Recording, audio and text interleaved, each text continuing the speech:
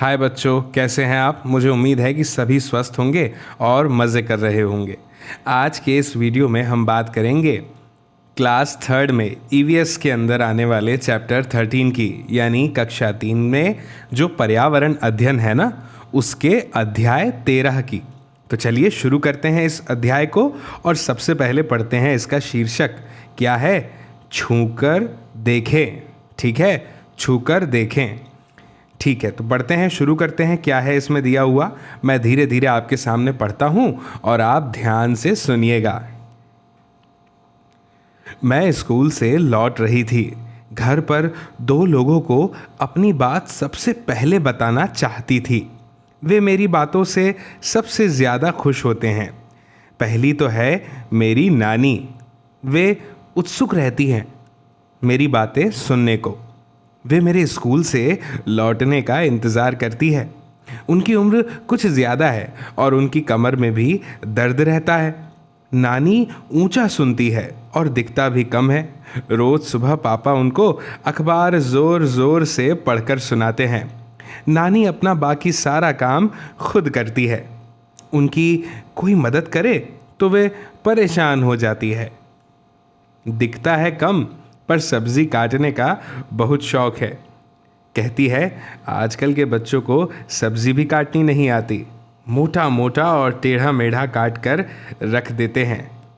और दूसरे हैं मेरे रवि भैया। एक तो मैंने आपको बताया ना कि मुझे दो लोगों को अपनी बातें बताने में बड़ा मज़ा आता है। एक है मेरी नानी और दूसरे हैं मेरे रवि भैया। रवि भैया हमारे घर में ही रहते हैं। मैं उन्हें रवि भैया कहती हूँ और वो मेरे पापा मम्मी को कहते हैं भैया भाभी। हमारा क्या रिश्ता है मैं नहीं जानती, पर वे हैं मेरे प्यारे भैया। वे मेरे सवालों का उत्तर देने के लिए हमेशा तैयार रहते हैं। कभी नहीं कहा बाद में बताऊंगा, ऐसा उन्होंने मुझसे कभी नहीं कहा। रवि भैया कॉलेज में पढ़ाते हैं। कॉलेज के बच्चे उनकी बहुत इज्जत करते हैं। कुछ तो उनसे पढ़ने घर भी आते हैं। रवि भैया को संगीत सुनने, नाटकों में भाग लेने, दोस्तों के साथ घूमने और बातें करने का बहुत शौक़ है। खूब हंसते हंसाते भी हैं। भैया जब घर के बाहर जाते हैं तब एक सफ़ेद छड़ी ले जाते हैं। उनको घर के अंदर घूमता देख कोई नहीं कह सकता कि उन्हें दिखता नहीं है। वे अपना काम स्वयं करना चाहते हैं। कोई उन्हें ज़बरदस्ती सहारा दे तो वे नाराज़ हो जाते हैं। जब कभी उन्हें मदद की ज़रूरत होती है तो वे मांग लेते हैं। कुछ बच्चे रवि भैया से कॉलेज की किताबें ले जाते हैं और कुछ दिन बाद किताबों के साथ उन्हें टेप दे जाते हैं। रवि भैया टेप पर ही उन किताबों को सुनते रहते हैं। भैया के पास मोटे कागज़ की भी कई किताबें हैं जिनमें बहुत सारे उभरे बिंदु हैं। उन पर वे हाथ फेर कर पढ़ते हैं।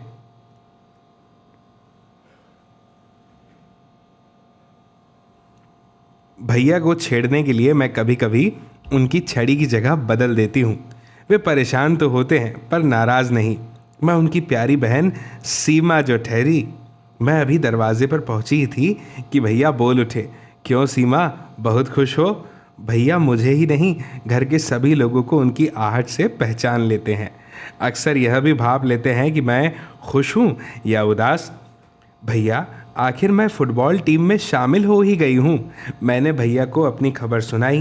भैया मेरी पीठ थपथपा कर बोले, आज से तुम ही हो मेरी फुटबॉल की उस्ताद। सीमा के पापा उसकी नानी को अखबार ज़ोर ज़ोर से पढ़कर सुनाते हैं। तुम बड़ी उम्र वाले लोगों की कैसे मदद करते हो? तो देखिए, इसमें हम अपना उत्तर अपने अनुसार लिख सकते हैं। भाई मैं तो, मुझे जब भी अवसर मिलता है, जो मेरे घर में बुज़ुर्ग हैं उनकी सहायता मैं ऐसे कर देता हूँ कि मेरी दादी जी को चश्मा लगा है तो मैं उन्हें चश्मा ढूंढने में मदद कर देता हूँ। उनके साथ घूमने को जाता हूँ, उनका हाथ पकड़कर, ताकि उन्हें आने जाने में कोई तकलीफ़ ना हो, परेशानी ना हो। फिर लिखा है जब कोई व्यक्ति बूढ़ा हो जाता है तब उनको क्या क्या तकलीफ़ें हो सकती हैं। तो देखिए, जब कोई व्यक्ति बूढ़ा हो जाता है तब उनको कई सारी तकलीफ़ें हो सकती है।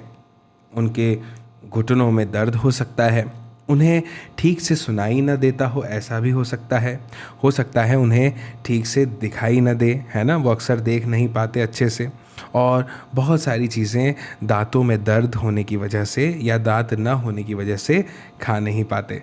ठीक है। इसके बाद का प्रश्न है, रवि भैया बिना देखे कई सारी बातें कैसे जान लेते हैं? रवि भैया बातें सुनकर के बातों को पहचानते हैं, है ना।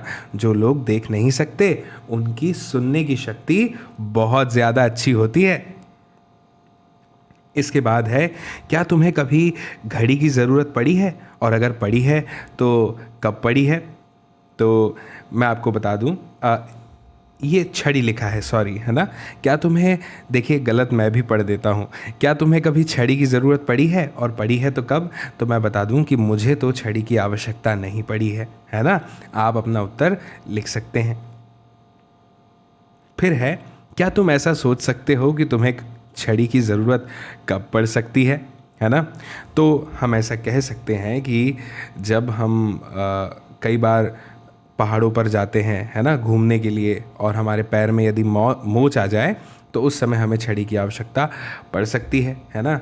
या कई बार कोई फल थोड़ा सा नीचे लगा हो तब हमें आवश्यकता पड़ सकती है, हम उसे तोड़ना चाहते हो, है ना। और भी बहुत सारी जगहों पर हमें छड़ी की आवश्यकता पड़ सकती है। फिर आगे है कि हम उन लोगों की मदद कैसे कर सकते हैं जिन्हें दिखता नहीं है। तो मैं आपको बता दूं कि हम जहाँ भी हो उनकी सहायता कर सकते हैं। जैसे उदाहरण के लिए आप समझिए कि मान लीजिए कोई ऐसा व्यक्ति है और वो कोई समाचार पत्र पढ़ना चाह रहा है, तो हम उसे पढ़ा कर सुना सकते हैं, है ना। सीढ़ियाँ चढ़ने में उनकी सहायता कर सकते हैं, है कि नहीं। और यदि वो किसी जगह पर सफ़र कर रहे हैं, जैसे रेलगाड़ी से तो नहीं, जैसे कि बस से, तो हम उन्हें जगह दे सकते हैं बैठने के लिए, है ना। आदि जगहों पर हम उनकी सहायता कर सकते हैं। अब मैं आगे पढ़ता हूँ, ध्यान से सुनिएगा। क्या तुम्हारे परिवार में कोई ऐसा सदस्य है जो देख, बोल या सुन नहीं सकता? क्या तुम किसी ऐसे व्यक्ति को जानते हो? इनके काम में लोग कैसे मदद करते हैं?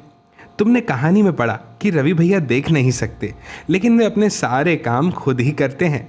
वे अलग तरह की किताबें पढ़ते हैं। वे कैसे अपना काम करते होंगे, यह समझने के लिए पहले आंखें बंद करके पहचानने का खेल खेलो।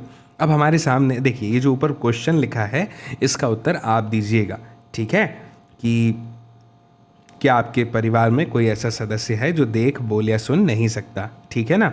अब मैं आपको इस खेल के बारे में पढ़कर बता देता हूँ जो कि यहाँ पर दिया हुआ है इस चैप्टर में। क्या दिया है? आँख मिचौनी। समूह में एक बच्चा अपनी आँखों पर पट्टी बांधे, फिर बाकी बच्चे एक एक करके चुपचाप उस बच्चे के पास आए। आंखें बंद किया बच्चा दूसरे पर हाथ फेर कर उसे पहचानने की कोशिश करे।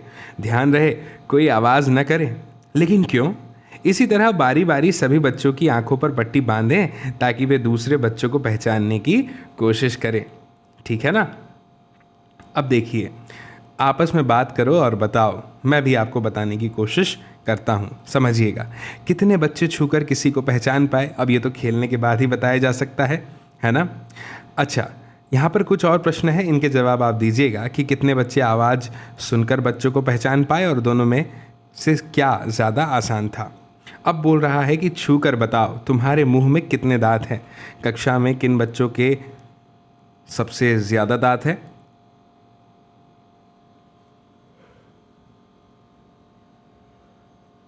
अब आपके मुंह में कितने दांत हैं ये तो आप ही गिनकर बता सकते हैं, है ना। फिर लिखा है क्या क्या चीज़ें तुम केवल छूकर जान सकते हो। तो देखिए, हम तापमान यानी टेम्परेचर को छूकर जान सकते हैं, पानी के गिलास को पकड़कर कि वह पानी ठंडा है या गर्म है ना। हम पेन को पकड़ करके बता सकते हैं, पेंसिल को छूकर कि ये पेंसिल है ना। और हम अपने बैग को छूकर बता सकते हैं, है ना। और भी बहुत सारी चीज़ें हैं जो हम छू करके बता सकते हैं, ठीक है।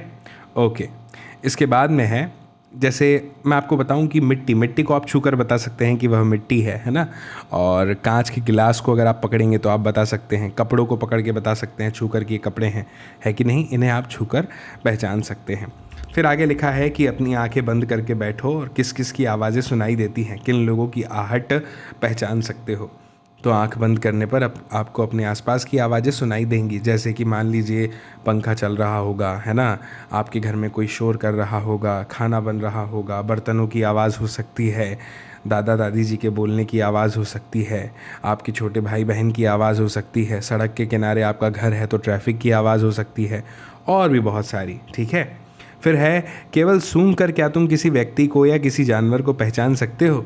तो बताइए आप, केवल सूंघ कर हम अपने करीबी लोगों को और कुछ जानवर को पहचान सकते हैं, बाकी नहीं। अब सुनिए, जो लोग देख नहीं सकते उनके पढ़ने का एक ख़ास तरीका है जिसे ब्रेल कहते हैं। आपको मैं बता दूं कि जो लोग देख नहीं सकते वो जिस भाषा की सहायता से पढ़ते हैं ना, उसे ब्रेल कहा जाता है। ब्रेल दरअसल भाषा नहीं, एक लिपि है। ठीक है, अब इसे समझिए। ब्रेल क्या होता है? आपने अभी रवि भैया की कहानी पढ़ी, उनके पास कुछ ऐसी किताब भी थी जिसमें मोटे मोटे कागज़ थे और उस पर कुछ अक्षर उभरे हुए थे, है ना। तो देखिए, ब्रेल एक मोटे कागज़ पर एक नुकीले औजार से बिंदु बनाकर लिखा जाता है। ब्रेल कागज़ पर हाथ फेर कर उसे पढ़ा जाता है कि उस पर क्या लिखा है। आओ अब यह देखते हैं कि बिना देखे किसी आकार को पहचानना मुश्किल है या आसान। अब यहाँ पर एक क्रियाविधि दी हुई है, तो मैं चाहता हूँ कि ये स्वयं आप करें और आप करने के बाद में जो प्रश्न है उनके उत्तर अब यहाँ पर दे दें। ठीक है, जैसे मैं आपके सामने पढ़ देता हूँ ताकि आपको आसानी हो। यहाँ लिखा है कि एक रेगमाल की शीट लीजिए और उस पर मोटे ऊन या सूतली को दबाकर किसी चीज़ का आकार बनाइए। अपने दोस्त से कहिए कि वो आंखें बंद करके हाथ फेर कर बताए कि आपने क्या आकार बनाया है। अपने दोस्त से भी इसी तरह की रेगमाल शीट पर कोई आकार बनाने को कहो। क्या यह उसके लिए पहचानना आसान था या मुश्किल? अब तुम करके देखो कि क्या तुम हाथ फेर कर आकार पहचान सके। एक मोटे कागज़ का टुकड़ा लो, उस पर एक प्रकार या कील की नोक से कोई खास आकार बनाते हुए थोड़ी दूरी पर छेद कर दो। तुम देखोगे कि कागज़ एक तरफ से उभरा है। अब अपने दोस्त से कहो कि वह आंखें बंद करके तुम्हारे कागज़ पर हाथ फेरे और बताए कि तुमने क्या बनाया है ना मुश्किल ये बताना? सोचो कि लोग देखे बगैर कैसे इतना पढ़ लेते हैं, है ना। अब समझिए, हमने क्या देखा कि रवि भैया एक ख़ास तरह की किताबें पढ़ सकते हैं। ये किताबें कैसे बनी होंगी, इसके बारे में सबसे पहले किसने सोचा होगा? आओ इस ब्रेल के बारे में कुछ बातें जानते हैं। दरअसल पूरा नाम है इनका लुई ब्रेल। लुई ब्रेल दोस्तों फ्रांस देश का रहने वाला था। जब वह 3 साल का था तब एक दिन अपने पिता के औजारों से खेल रहा था। अचानक एक नुकीले औजार से उसकी आंखों में चोट लग गई और आंखें खराब हो गई। उसे आंखों से दिखना बिल्कुल बंद हो गया। उसकी पढ़ने में बहुत रुचि थी। उसने हार नहीं मानी। वह पढ़ने के लिए तरह तरह की तरकीबें सोचता रहता था। आखिर उसने ढूंढ ही लिया एक तरीका, छू कर पढ़ने का। यह बाद में ब्रेल लिपि के नाम से जानी जाने लगी।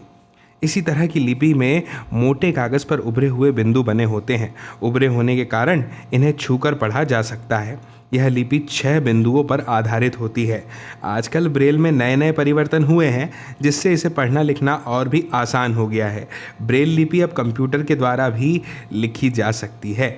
ठीक है, मुझे उम्मीद है कि आपको ये चैप्टर बहुत अच्छे से समझ में आया होगा, है ना। आप इस वीडियो को अपने दोस्तों को भी दिखाइएगा। जल्द ही आपसे फिर से मुलाकात होगी अगले चैप्टर के साथ, अगले वीडियो में। तब तक के लिए आप सभी को मेरा नमस्ते। बाय।